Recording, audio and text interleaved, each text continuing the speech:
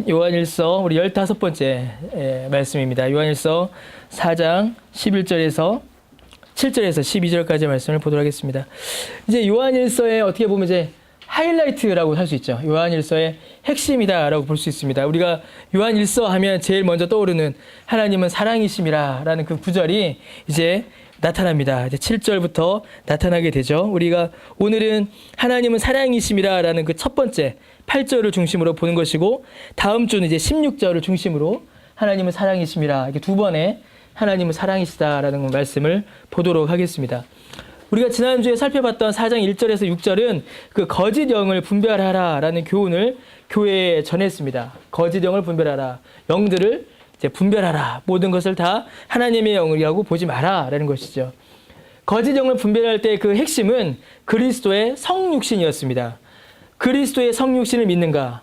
곧 예수님의 성육신에 대한 신앙 고백이, 그리고 그 신앙 고백을 살펴볼 때에 그가 성령에 속한 자인지 아니면 적그리스도에 속한 자인지를 구별할 수 있다라고 우리 지난주 말씀에서 살펴봤었습니다. 왜냐하면 그리스도의 성육신은 단순히 예수님이 몸을 입고 이 땅에 오셨다, 그 정도만으로 그치지는 않기 때문에 그렇습니다. 아무 죄 없으신 예수 그리스도께서 죄인의 육체로, 죄인의 세상으로, 죄인의 질서 안으로 오셔서 죄인의 고통을 죄인을 위하여 당하시고 죄인을 의롭게 하셨다라는 사실이 예수님의 성육신 안에 있기 때문에 그렇습니다. 곧 예수님의 성육신은 그 자체가 복음입니다. 예수님께서 우리 가운데 오셨다, 예수님께서 육체로 우리 가운데 오셨다라는 것은 그 자체가 복음의 정수요 본질이죠. 그러므로 악한 영, 거짓 영을 분별하는 기준은 곧 예수 그리스도의 복음입니다. 예수님을 누구라고 고백하는가? 예수 그리스도의 복음이 어떻게 그 입술을 통하여 고백되는가? 그것이 바로 기준이죠. 7절부터는 이제 요한이 다시 이제 원래 다루던 주제로 돌아옵니다. 원래 다루던 주제, 곧 서로 사랑하라라는 주제로 돌아오게 되죠. 그러나 이 서로 사랑하라는 주제가 1절에서 6절에서 다루었던, 지난주에 다루었던 그 주제와 상관없이 이렇게 단절되는 것은 아닙니다. 우리 지난주에 봤던 것도 그 앞주하고 단절되는 게 아니다라고 제가 말씀드렸죠. 결국에는 예수 그리스도에 대한 고백이 계속 이어져 오는 겁니다. 지금 7절부터의 말씀도 우리 지난주에 살펴봤던 그 1절부터 6절에서 다루었던 그 말씀에 쭉 이어져 옵니다. 왜냐하면 이 서로 사랑하라라는 명령은 어디에서 오냐면 하나님의 사랑에서 오는 것입니다. 하나님이 우리를 사랑하셨기 때문에 우리도 서로 사랑하게 되는 것이죠. 그런데 여러분, 하나님의 사랑의 핵심은 예수 그리스도의 성육신입니다. 하나님의 사랑은 예수 그리스도의 성육신을 통하여 그 참된 의미가 드러납니다. 그래서 뭐였어요? 지난주에도 거짓 영을 분별하는 것도 예수 그리스도의 성육신이었고, 우리가 서로 사랑하라, 하나님은 사랑이시다라는 그 말씀의 주제도, 핵심도 예수 그리스도의 성육신입니다. 우리는 그 하나님의 사랑을 이야기할 때 하나님과 사랑을 이제 분리해서 보는 경향이 있습니다. 즉, 우리에게 있어서는 이제 사랑이 불완전하고 부족하죠. 그래서 여러분 어떻게 돼요? 저 이수환이라는 사람과 사랑이 서로 어떻게 돼요? 분리될 수 있습니다. 무슨 말이에요? 제가 아무리 사랑을 많이 하여도 이 사랑을 완벽하게 온전하게 이루어낼 수 없어요. 저는 온전한 사랑을 이루기 위하여 애쓰는 사람이죠. 그렇죠? 사랑을 이루기 위하여 애쓰는 사람입니다. 사랑은 저에게 대상이에요. 제가 애쓰고 노력하고 수고해서 이루어야 될 겁니다. 불완전하기 때문이죠. 제가 불완전하고 모자라기 때문에 그렇습니다. 그러나 하나님의 사랑은 우리와 다릅니다. 하나님은 사랑이시다라는 말씀을 우리가 잘 이해해야 합니다. 하나님의 사랑은 하나님 안에서 완전하고 충만하고 영원합니다. 그래서 여러분, 하나님의 사랑은 하나님과 분리되지 않습니다. 하나님과 따로 동떨어져 있어서 마치 저처럼 야, 나는 사랑을 애써야 돼, 사랑을 이루어야 돼, 이게 아니라 하나님이 하나님 안에 그 사랑이 충만하십니다. 하나님의 모든 속성들이, 곧 하나님의 공의와 지혜와 능력과 거룩이, 하나님의 모든 말씀과 교훈이 곧 하나님의 사랑인 것이죠. 그래서 하나님의 사랑도 완전한 것이고 하나님의 공의도 완전한 것입니다. 하나님이시기 때문에 그래요. 하나님께서 우리에게 알려주시고 또 원하시는 하나님의 뜻이 있습니다. 하나님께서 우리가 알기 원하시는 곧 복음이죠. 그래서 여러분, 하나님의 사랑은 이 복음과 분리되지 않습니다. 하나님의 사랑이 곧 복음이고 복음이 곧 하나님의 사랑의 드러남입니다. 그 복음 안에 뭐가 드러났어요, 여러분? 우리의 죄가 드러나고 예수 그리스도의 성육신이 드러나고 예수님께서 우리를 위하여 죽으심이 드러납니다. 그래서 여러분, 우리는 하나님은 사랑이시다라고 할 때 우리는 하나님과 분리되어 버린 혹은 우리가 나름대로 판단하고 생각하는 그런 사랑을 생각해서는 안 됩니다. 하나님은 사랑이시다. 그래서 내가 다른 사람을 사랑하는 그 사랑 혹은 사람들 사이에 있는 그 사랑을 거기에 대입해서는 안 됩니다. 그렇게 되면 하나님의 사랑을 온전히 이해하지 못하게 되어버려요. 하나님은 사랑이시다라고 할 때 우리는 하나님의 복음을 생각해야 합니다. 하나님의 복음을 통하여 그 사랑을 이해하여야 합니다. 죄인된 우리를 살리신 그게 하나님의 사랑입니다. 그 하나님의 사랑, 그 복음의 핵심이 예수 그리스도의 성육신입니다. 그러므로 9절의 말씀과 같이 하나님의 사랑은 독생자를 통하여 분명하게 드러납니다. 7절과 8절에서 요한은 사랑은 하나님에게 속한 것이다 라고 말씀합니다. 사랑하는 자는 하나님으로부터 나서 하나님을 알고 사랑하지 않는 자는 하나님을 알지 못한다 라고 말씀합니다. 사랑하는 것, 사랑과 하나님을 아는 것이 따로 이렇게 존재하는 것이 아니요 긴밀하게 연결되어 있다라는 말씀이죠. 그런데 여러분, 이러한 설명은 이제 현실적인 모순과 부딪히게 됩니다. 우리 모습과 부딪히게 돼요. 우리 모습과. 왜 그러죠? 두 가지의 문제가 툭 불거지죠. 첫 번째, 하나님을 안다고 하는 우리는 왜 사랑하지 못하는가? 라는 질문이 우리 앞에 툭 떨어집니다. 하나님을 알면 사랑한다며, 사랑 안 하면 하나님 모르는 걸 하며, 우리 하나님 아는데 왜 우리는 사랑하지 않지? 라는 질문이 우리 앞에 툭 떨어져요. 두 번째, 하나님 모르는 사람들은 왜 저렇게 사랑하지? 라는 질문이 또 우리 앞에 툭 떨어집니다. 저 사람들은 하나님 모르는데, 저 사람들은 예수 그리스도 믿지 않는데, 왜 저 사람들은 저렇게 사랑하지? 왜 저 사람들은 저렇게 사랑을 베풀지? 이 두 가지의 질문이 우리 앞에 툭 떨어져요. 우리의 삶 가운데 나타나는 여러 가지 모습들을 모아보면 과연 7절과 8절의 말씀이 사실인가 의문을 가지게 됩니다. 말씀이 잘못된 게 아니라 누가 잘못된 거예요? 우리가 잘못된 거죠. 우리가 잘못된 겁니다. 뭔가 이제 어색해지기 시작하는 거예요. 하나님은 사랑이시다라고 하며 우리는 또 그 하나님을 믿고 하나님을 안다고 하면서도 전혀 그 삶 가운데 사랑의 모습을 볼 수 없는 이제 성도라 불리는 사람들과 교회라 불리는 단체들이 있죠. 여러분, 이는 매우 심각한 문제입니다. 하나님을 믿는 자는, 하나님의 자녀는 하나님을 닮는 것이 당연합니다. 자녀는 그 부모를 닮지요. 그래서 우리가 하나님의 자녀라면 하나님을 닮아야 합니다. 하나님은 사랑이시다라고 하였으니 우리가 하나님을 알고 하나님의 자녀니까 우리도 우리 안에 사랑이 나타나야 합니다. 그런데 그 삶 가운데 사랑이 없다. 그 삶 가운데 사랑이 드러나지 않는다라는 것은 단순히 착한 일을 하지 않는다라는 의미가 아니라 하나님을 닮지 않았다. 하나님의 자녀가 아닌가 보다. 하나님과 상관없다라는 말과 같아져 버립니다. 오히려 하나님을 모르는 자들이, 복음을 모르는 자들이, 교회 밖에 있는 자들이 오히려 더 하나님의 자녀처럼 보이는 것이죠.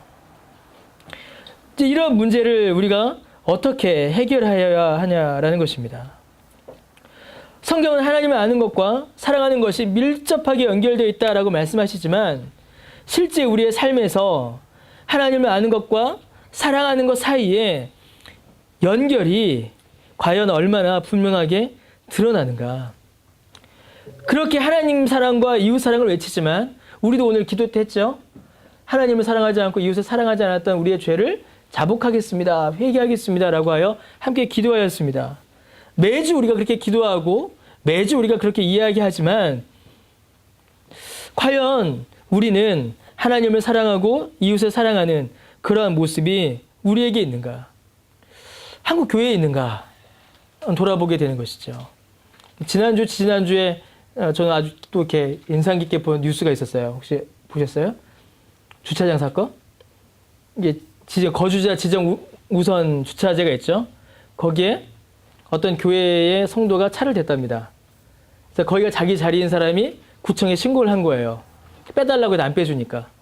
그래서 어떤 일이 벌어졌냐면 그 교회 장로가 협박을 하고 뭐 그런 일이 벌어졌대요. 구청에 연락해서 지정 주차 이걸 아예 없애버리겠다. 보신 분도 있으실 겁니다. 과연 그게 하나님을 알고 하나님을 사랑하고 이웃을 사랑하는 모습인가? 야, 그건 일부 기독교의 모습이지 전체 그렇지 않잖아 라고 하기에는 우리가 가진 개개인의 우리의 삶의 모습도 참 답답할 때가 많습니다. 제 자신에 대한 이야기이기도 하고요. 정말 사랑을 해야 하는 사람들은 사랑하지 않고 사랑하지 않을 사람들은 사랑하는, 말을 바꾸면 정말로 하나님을 닮아야 하는 사람들은 하나님을 닮은 모습을 보여주지 않고 하나님과 상관없는 사람들은 오히려 하나님을 닮아가는 듯한 이러한 모순을 어떻게 설명할 수 있는가? 참 어려움에 부딪히게 돼요. 두 가지의 답을 찾을 수 있습니다. 하나는 하나님을 모르는 자들이 행하는 사랑도 하나님에게서 왔다라는 것입니다. 그건 이제 분명한 사실이에요. 하나님을 알지 못하는 자들의 사랑 역시 하나님의 은혜 없이는 불가능합니다. 여러분, 교회를 다니지 않아도 부모는 자식을 사랑하고 부부지간은 사랑합니다. 하나님께서 해와 비를 의인과 악인에게 모두 비추어 주듯이 마태복음 5장 말씀처럼 사람이 이 땅 위에서 살아가는 일에 선하고 좋은 것들을 하나님께서는 모든 사람에게 부어주십니다. 모든 사람의 마음속에 양심을 넣어주셨듯이 또 모든 사람들의 마음속에 사랑의 마음을 허락하여 주셨습니다. 그것이 뭐예요? 하나님의 형상입니다.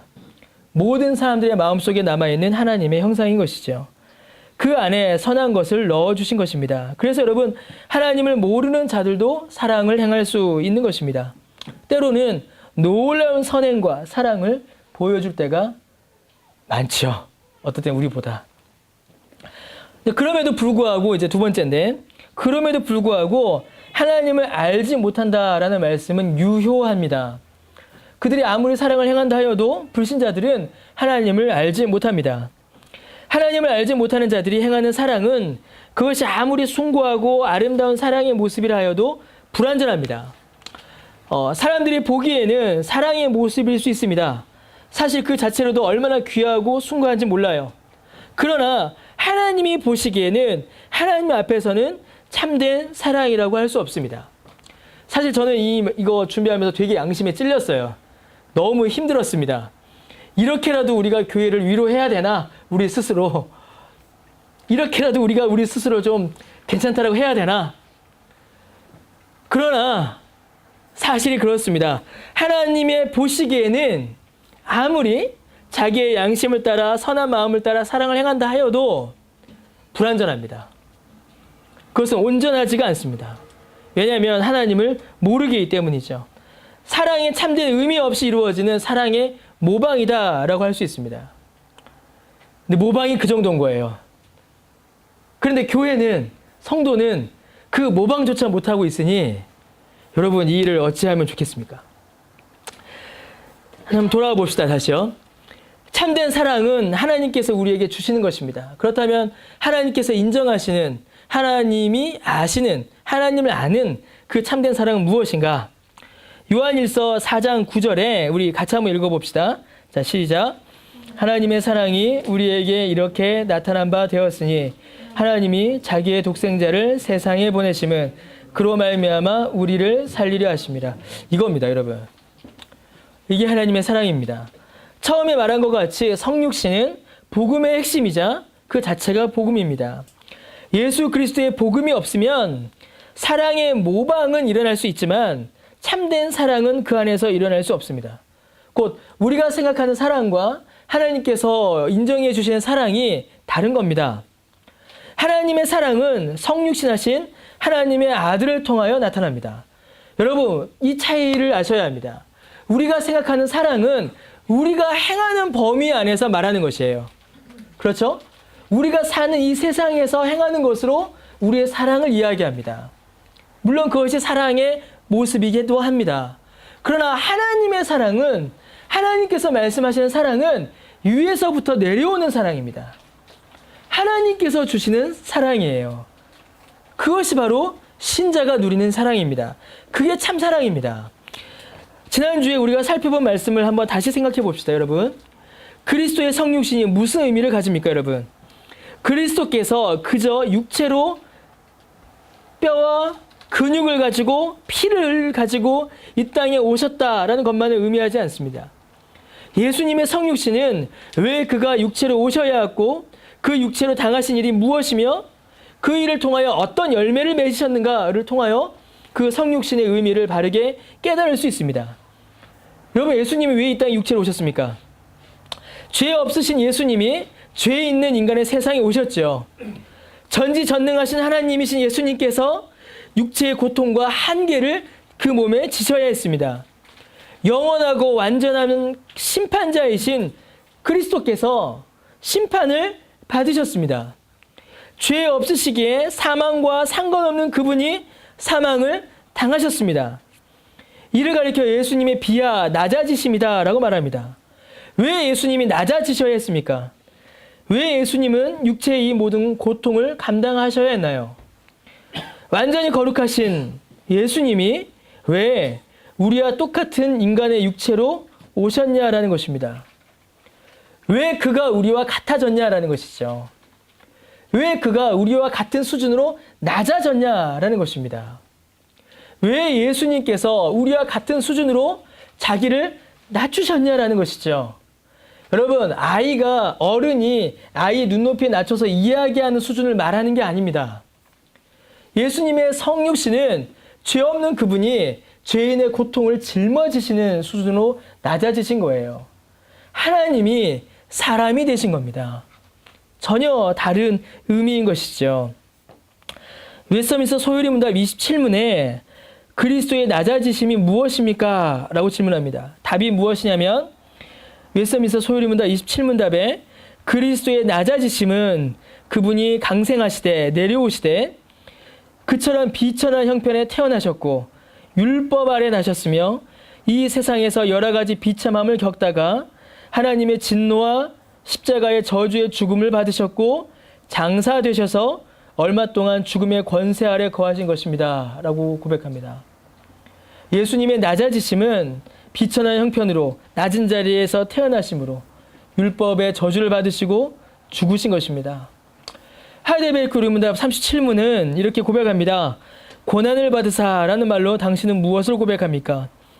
왜 예수님이 고난을 받으셨습니까? 그리스도는 이 세상에 사셨던 모든 기간에, 특히 생의 마지막 시기에 모든 인류의 죄에 대한 하나님의 진노를 자신의 몸과 영혼에 짊어지셨습니다. 그분은 유일한 화목제물로 고난을 당함으로써 우리의 몸과 영혼을 영원한 저주로부터 구원하셨고 우리를 위해 하나님의 은혜와 의와 영원한 생명을 얻으셨습니다. 라고 고백합니다. 그분이 왜 낮아지셨고 그분이 왜 고난을 받으셨습니까? 그분이 왜 비참한 형편에 태어나셔서 율법의 저주 아래 계셨고 진노를 당하셨으며 십자가에 죽으시고 죽음 아래 계셨습니까? 그분이 왜 이 땅에 내려오셔서 하나님의 진노를 자신의 몸과 영혼에 짊어지셨고 유일한 화목제물로 자기가 죽으심으로 고난을 당하시고 왜 우리를 영원한 저주로부터 구원하셨냐라는 것입니다. 성경은 답합니다. 하나님이 우리를 사랑하시기 때문이다 라고 답합니다. 성부 하나님은 그 아들이 죽기까지 우리를 사랑하셨습니다. 예수님은 자신의 목숨을 버리기까지 우리를 사랑하셨습니다. 자기의 독생자를 세상에 보내시고 그로 말미암아 우리를 살리셨습니다. 제가 애를 낳아서 키워보니까 애가 아프면 차라리 내가 아픈 게 낫지라는 생각을 정말 많이 하게 돼요. 아마 하게 될 거예요. 우리 큰애가 많이 아팠잖아요. 예, 수시로 병원에 입원을 들락날락했죠. 이 아프면은 차라리 내가 아픈 게 낫지라는 생각이 너무 많이 듭니다. 그런데 성부 하나님은 그 아들이 죽기까지 우리를 사랑하셨습니다.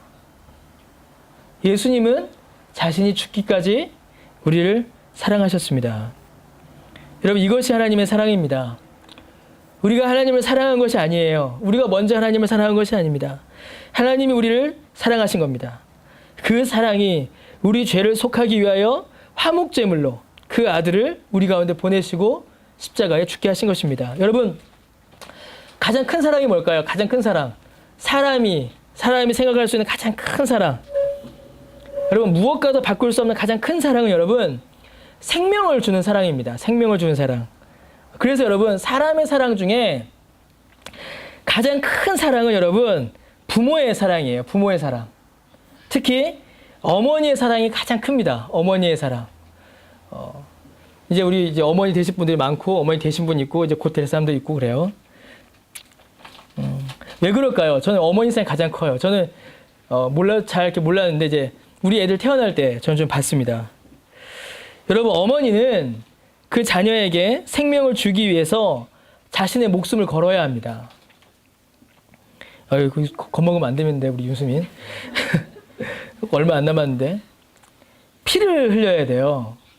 생명을 주기 위하여. 우리 선언할 때 우리 집사람 출혈이 많아서 뭐 쇼크를 막 3번이나 뭐 그랬어요. 살이 찢어져야 합니다. 뼈가 움직이는 고통을 겪어야 합니다. 피를 흘리고 살이 찢어지고 뼈가 움직이는 그렇게 자기의 목숨을 걸어야 합니다. 그렇게 새로운 생명이 태어납니다. 생명을 주는 사랑이 가장 큰 사랑이라면 어머니의 사랑이 가장 큰 사랑이죠. 그럼 여러분, 태어나면 끝일까요? 태어나는 순간만이 아니에요. 그 아이가 어머니의 뱃속에서 태어나기까지 10달의 시간을 이 엄마는 아이에게 헌신해야 합니다. 여러분, 태어나면 끝이에요? 그렇지 않죠. 더 많은 헌신과 사랑을 주어야 합니다. 자신을 포기해야 해요. 먹고 싶은 거 못 먹고 먹기 싫은 거 먹어야 합니다. 편안한 잠자리를 포기해야 돼요. 자기의 편리, 자기의 편안함을 포기해야 합니다. 어디까지? 내 살과 피와 뼈를 포기하기까지. 생명을 주기 위해서예요. 생명의 사랑이기 때문에 그렇습니다. 그래서 하나님의 사랑과 가장 가까운 사랑은 제가 볼 때 어머니 사랑이에요. 그래서 교회를 어머니다, 신재 어머니다라고 하는 것 같습니다. 온전히 자신을 희생하여 주는 사랑이기 때문에 그렇습니다. 그리고 그 사랑의 열매가 여러분, 생명이기 때문에 그래요. 인간이 생명을 열매로 맺는 사랑. 그것은 어머니밖에 없습니다. 여러분, 하나님께서 우리에게 주신 사랑이 바로 그 생명의 사랑입니다. 우리에게 생명을 주시기 위하여 예수님께서 헌신하셨습니다. 우리에게 생명을 주시기 위하여 예수님은 피를 흘리셨고 살을 찢으셨으며 극도의 고통을 겪어야 하셨습니다. 우리 다음 주에 성찬할 텐데 다시 한번 보게 되겠죠. 예수님은 우리에게 생명을 주시기 위하여 자신의 삶을 포기하셔야 했습니다. 죽기까지 헌신하셨습니다. 여러분, 우리는 주님께 헌신한다라고 하는데 우리가 주께 헌신하는 것은 두 번째 문제예요. 사실 우리는 헌신이라는 말의 의미도 정확하게 이해하지 못할 때가 많습니다. 헌신은 죽는 겁니다. sacrifice, 이게 재물이에요, 재물. 주님께 헌신하는 것은 여러분, 우리 천천히 생각하셔도 돼요. 그 헌신 때문에, 우리가 헌신한 것 때문에 구원받거나 혹은 그 헌신한 거 계산해서 하나님께 복받는 거 아닙니다. 우리가 하나님께 헌신한다. 여러분, 천천히 헌신하셔도 돼요. 예, 너무 늦게는 하지 마세요. 예수 그리스도께서 우리를 위하여 하나님께 드리신 예수 그리스도의 헌신을 우리는 기억해야 합니다. 여러분, 그게 먼저예요. 예수 그리스도가 우리를 사랑하셔서 자기의 몸을 드리신, 자기의 몸을 우리를 위하여 죽이신 그 예수 그리스도의 헌신을 우리는 먼저 기억해야 합니다. 우리는 예수 그리스도의 헌신을 받은 자들입니다. 예수 그리스도께서 우리를 위하여 헌신하신 것입니다. 여러분, 만약에 죽음에서 끝나버렸다면, 예수님께서 그냥 무덤에서 끝나버렸다면 그리스도의 헌신은 아무 의미가 없습니다. 사람의 사랑이 아무리 생명을 걸어도 그 생명은 죽음 앞에 힘을 잃어버려요. 그래서 사람의 사랑은 아무리 숭고하여도 완전하지 않습니다. 뭐죠? 내가 누군가를 위하여 대신 죽습니다. 내가 선우를 위하여 대신 죽어요. 그럼 선우는 영원히 사나요? 아니죠. 선우도 언젠가 죽습니다. 우리가 누군가를 위하여 대신 죽어도 그 사람은 언젠가 죽습니다. 그래서 우리의 헌신, 우리의 사랑은 아무리 그것이 사랑이라 하여도, 아무리 헌신이라 하여도, 아무리 귀하고 감동을 주며 아름답다 하여도 불완전합니다. 왜냐하면 생명을 이루지 못하기 때문이죠. 생명을 열매 맺지 못하기 때문에 그렇습니다. 그러나 예수 그리스도의 헌신은 생명의 열매를 맺었습니다. 그 열매가 누구예요? 여러분들이죠. 우리입니다. 열매 맺는 교회가 괜히 열매 맺는 교회가 아니에요. 우리가 바로 그 열매인 것입니다. 여러분, 우리의 첫 생명이 어디서 왔나요? 우리의 첫 생명.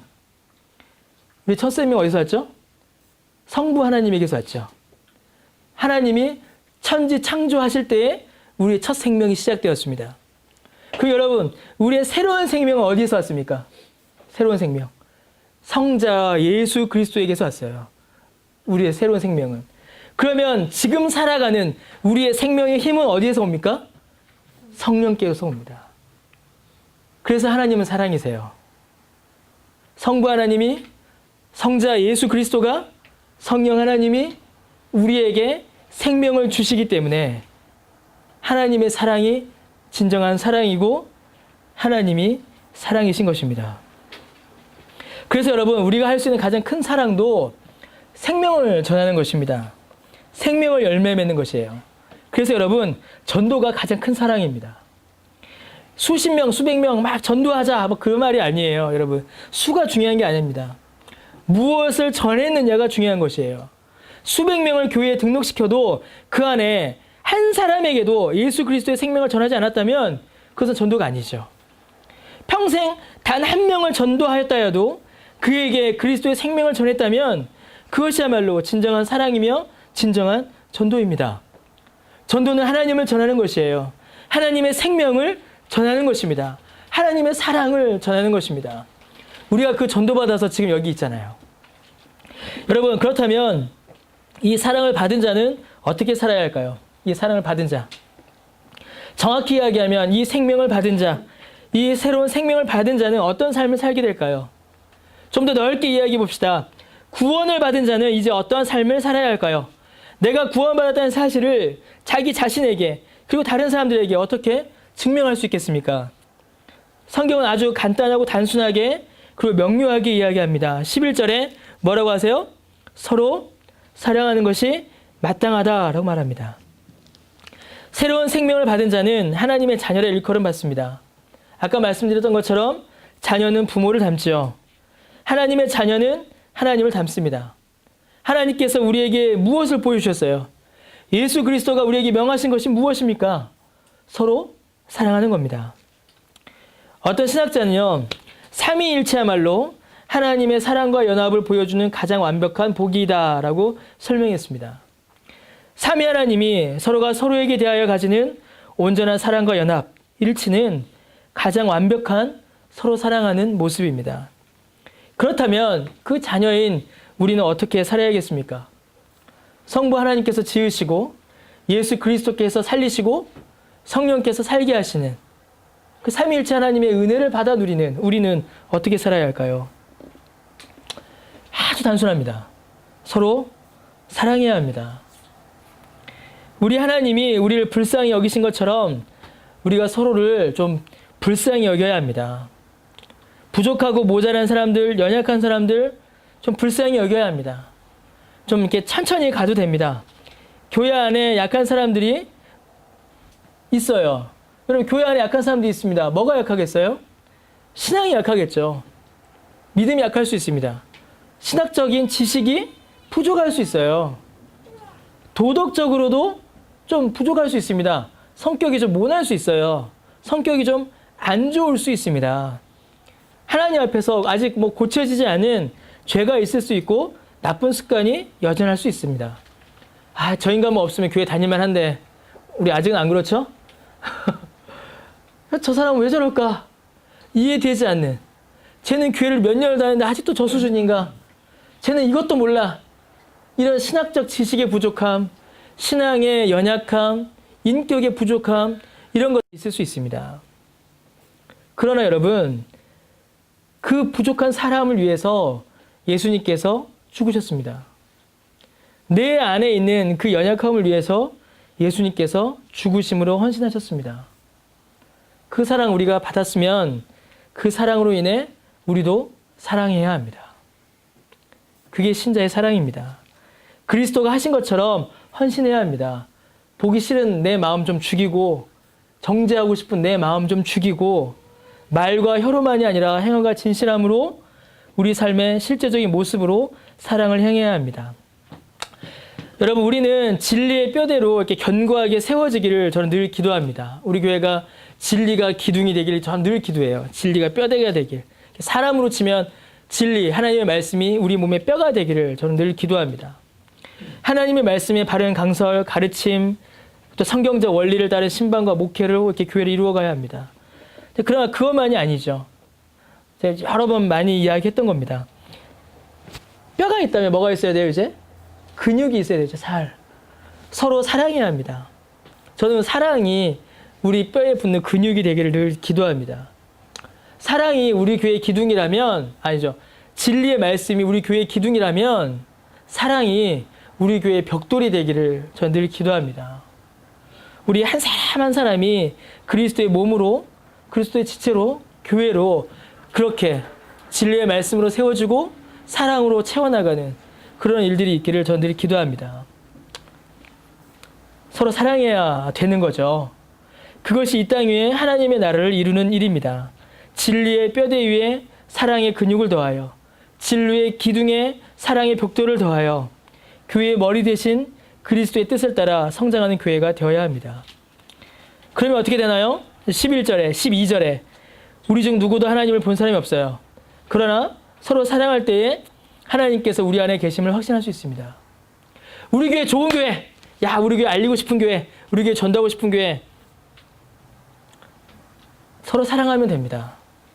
서로 사랑하면 돼요. 구원받은 하나님의 자녀, 우리가 정말 하나님이 기뻐하시는 교회, 그거 다른 데 있지 않습니다.